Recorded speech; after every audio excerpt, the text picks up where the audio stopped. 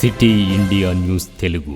ఇలా వాళ్ళు చేస్తున్న అన్నీ కూడా అన్యాయాలు ఏవైతే అదాని స్కామ్ ఉందో, అదే విధంగా పిగాసిస్లో గూఢాచారం ఏ విధంగా ఉందో, మణిపూర్లో జరిగిన హింసలు ఏ విధంగా ఉందో, నిరుద్యోగుల గురించి ఇలా రాహుల్ గాంధీ గారు మాట్లాడుతుంటే ఇలా అవన్నింటినీ కప్పిపుచ్చడానికి రాహుల్ గాంధీ గారిని ఇలా నేషనల్ హెరాల్డ్ దాంట్లో అనవసరంగా ముందుకు తీసుకొస్తున్నారు.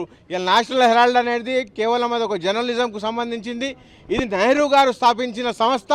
దీంట్లో ఎసొంటి అవకతవకలు జరగలేదని చెప్పి కోర్టు కూడా దాన్ని ప్రైవేట్ కంప్లైంట్ను కూడా కొట్టేయడం జరిగింది. ఇలా మనీ లాండరింగ్ కానీ సిబిఐ కానీ ఇలా ప్రతి అంశాన్ని ముడిపెట్టుకొని ముందుకు తీసుకురావడం నిజంగా కూడా ఇలా వాళ్ళకు ఏది కూడా చేత కాదు. ఏది ఏం మాట్లాడినా కూడా ఇలా మరొకసారి ఈడీని సిబిఐని ముందుకు తీసుకురావడం జరుగుతుంది. ఇలా మీరు చూసినట్టయితే అప్పుడు జిఎస్టీ పెట్టినప్పుడు గబ్బర్ సింగ్ ట్యాక్స్ అని చెప్పి రాహుల్ గాంధీ గారు నినాదం చేస్తే ఆ గబ్బర్ సింగ్ ట్యాక్స్ కూడా దాన్ని కూడా తక్కువ చేయడం జరిగింది. ఇవాళ మేము దోచుకుందామని చూస్తుంటే ఇవాళ ప్రతిపక్షాలు మమ్మల్ని ఆపుతున్నాయి.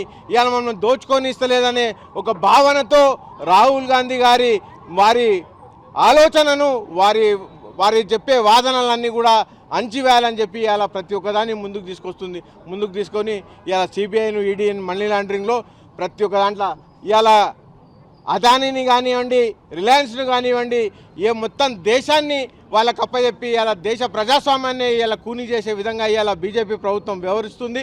ఇలా బీజేపీ ప్రభుత్వం ఏదైతే రాహుల్ గాంధీ గారి మీద కానీ, సోనియా గాంధీ గారి మీద కానీ ఏదైతే నినాదాలు వేస్తుందో వాటినన్నింటినీ కూడా మేము ఖండిస్తున్నాం. ఇది మేము ఒక వ్యక్తుల కోసం చేస్తలేము. ఇది కేవలం ప్రజాస్వామ్యాన్ని రక్షించుకోవడానికే ఇవాళ మేమంతా కూడా ఈ నిరసన తెలుపుకుంటున్నాము. బీజేపీని మొత్తం భారతదేశంలోనే మొత్తం కూడా ఎక్కడ కూడా వారి అంచనా లేకుండా చేసే విధంగా ఇవాళ ప్రజలంతా కూడా ఆగ్రహంగా ఉన్నారు. ఇవాళ కూడా బీజేపీ ప్రభుత్వం చేసే అరాచకాలన్నింటినీ కూడా అట్టగట్టడానికి ఇవాళ మేమంతా కూడా సిద్ధంగా ఉన్నాం.